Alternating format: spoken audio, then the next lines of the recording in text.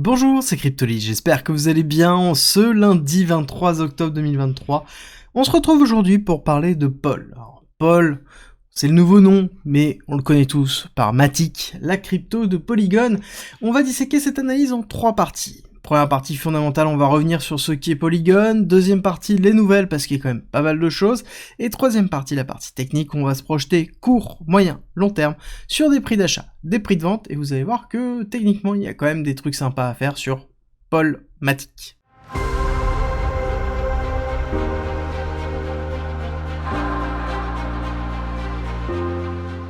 Pour rappel, vous avez toujours la possibilité d'avoir accès gratuitement au parcours pédagogique, qui est une formation de 60 heures d'une valeur de 400 € qui vous permet d'apprendre la blockchain, la crypto, l'investissement, l'analyse technique, le trading, tout pour devenir rentable, à travers 130 vidéos, 400 pages de guide, des quiz pour savoir où vous en êtes dans votre progression, et le tout gratuitement. Pour avoir accès à cette formation à vie, il suffit d'utiliser la plateforme d'un de nos partenaires, tout est expliqué en commentaire et en description. Qu'est-ce que Polygon? Alors, Polygon, c'est une blockchain qui à l'origine était une sidechain d'Ethereum et qui est en train d'évoluer grandement, voire même, c'est un euphémisme de dire grandement, parce qu'ils sont en train de devenir une layer 2 d'Ethereum en ZK Proof avec un écosystème de plus de 35 000 applications décentralisées. C'est juste énorme, là on est sur 3000, ce screen date d'il y a 2 ans. En 2 ans, ils ont fait x10 le nombre d'applications décentralisées qu'ils ont récupérées. C'est la force de Polygon, c'est sa capacité à évoluer et à s'adapter.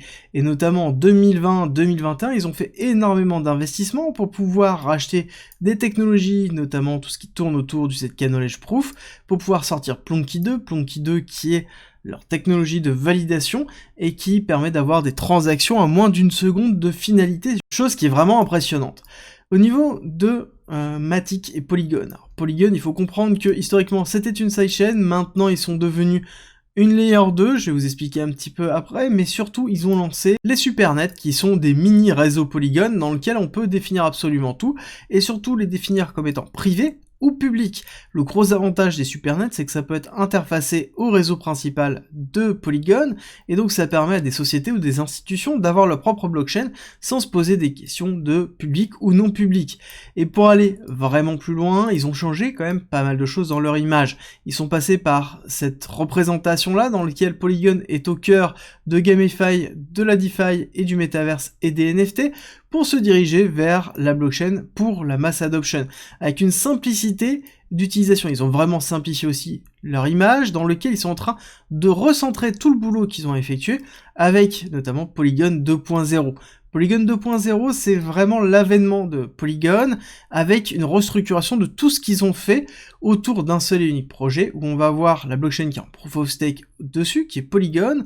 dans lequel on va avoir leur technologie de ZK qui va être un Validium, qui va permettre de valider directement des gros pools de transactions sur Ethereum, et donc là on a vraiment la structuration de Polygon comme étant une layer 2 d'Ethereum, telle quelle, avec une grosse force, parce que ils vont beaucoup plus loin que ça. Leur travail qui a été effectué sur les supernets, sur le travail de sidechain qui a été effectué, leur permet de sortir le CDK Chain. Globalement, c'est un kit de développement pour construire sa propre blockchain sur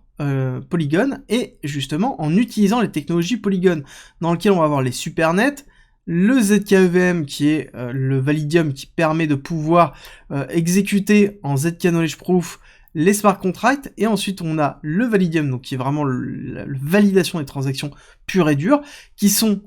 mises à disposition directement pour toutes les blockchains que l'on souhaite construire autour de ça. On le voit bien, on a bien le Polygon Proof of Stake, on a le ZKEVM, on a ici le Validium qui est mis en place, et on a l'Ethereum qui est là, et toutes les autres blockchains peuvent utiliser les mêmes briques. Et le gros avantage de ça, c'est que toutes sont interopérables et ont une liquidité commune. C'est la grosse force et leur solution pour la notion d'interopérabilité. Alors, ce qui est important de voir, c'est que dans cette démarche-là, Polygon est vraiment spécialisé dans l'adaptabilité. C'est-à-dire qu'ils sont capables de pouvoir investir et réinvestir et modifier leur code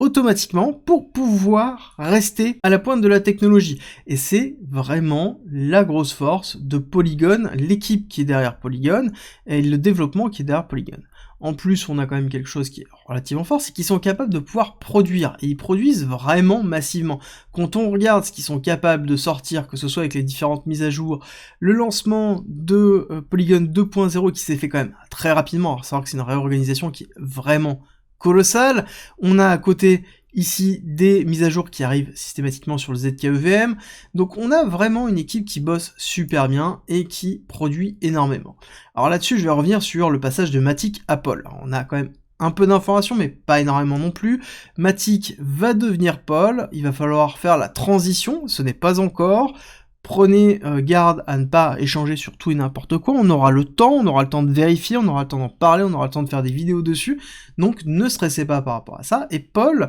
sera le token de Polygon, forcément, Paul pour Polygon, et sera utilisé dans le stacking, la protection et les frais, en fait, de tout ce qui est construit sur Polygon. Donc sous-entendu les C1, C2, C3, CN, d'accord, toutes les blockchains qui pourraient être construites avec le CDK Chain, et tout ce qui est utilisé dans Polygon Proof of Stake, dans le ZKEVM ou même dans le Validium. Donc le Pol aura une utilité qui sera vraiment importante, et dans leur white paper, ils définissent que pour eux, le Pol arrivera dans les 5-6$ assez rapidement. Eux, ils disent 5 ans, mais je pense que ça peut être en effet plus rapide, on va en discuter ça dans la partie technique. Alors, partie technique sur Polygon qui est relativement intéressante parce que on a vraiment le mouvement symptomatique d'une blockchain qui est en cours d'évolution, dans lequel on a bien une phase d'accumulation qui a été relativement longue, dans lequel on a eu de l'accélération, première phase d'accélération qui a été laissée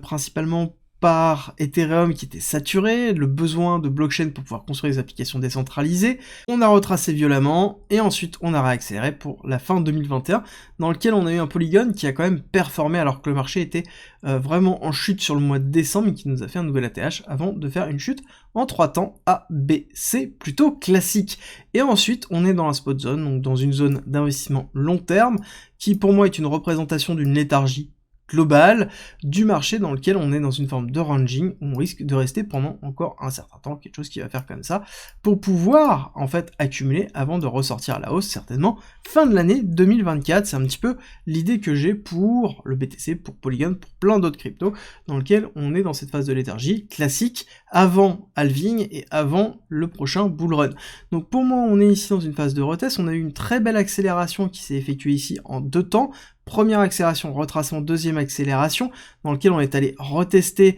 cette zone ici d'avant Terra Luna, chose qui est relativement rare, c'est une des rares à avoir fait ça, dans lequel on a retesté, puis ensuite on est allé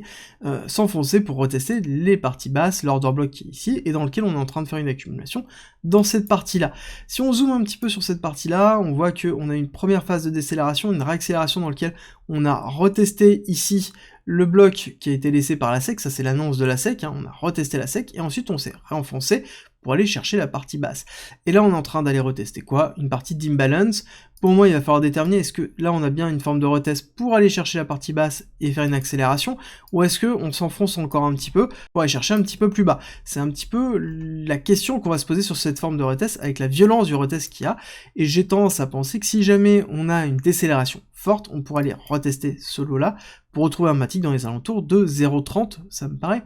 cohérent, et donc ça pourrait être une très bonne zone de recharge si jamais on est déjà exposé. Si on n'est pas exposé, on est déjà dans une zone intéressante de recharge, parce que quand on se projette sur le long terme, on a une grande vague 1 Heliotis, grande vague 2, et donc on serait dans la préparation de la grande vague 3. Et donc là on aura une grande vague 1, grande vague 2 pour faire la grande vague 3. Donc on serait dans une entrée qui serait déjà très bien pour une target long terme, qui serait dans les alentours des 5,1618$, qui serait la target ici d'extension de Fibonacci, pour une grande vague 3 Heliotiste, une target classique. Donc là, on serait vraiment dans, en plus, le prix du white paper, plus à côté les targets techniques, donc on est dans quelque chose qui est cohérent. Par contre, il est évident que lorsqu'on va arriver entre 1,5 et 1,7, on va avoir un gros sell-off, et il faudra respirer à ce moment-là, soit contrôler son exposition, soit faire une petite vente partielle pour pouvoir après recharger plus bas, parce que on aura des personnes qui sortiront de position ici, des personnes qui sortiront de position parce qu'ils sont bloqués ici, et des personnes qui prendront leur profit. Donc on aura une zone de sell-off qui sera importante entre 1,5 et 2, on va dire, allez, pour moi c'est plus 1,7, 1,8, dans lequel on aura vraiment une pression, donc il faudra faire attention. J'espère que cette vidéo vous a plu, si c'est le cas, n'oubliez pas de me laisser un like et un commentaire, ça soutient le travail que j'effectue, ça me fait toujours très plaisir, et on se retrouve demain, 7h pour la quotidienne.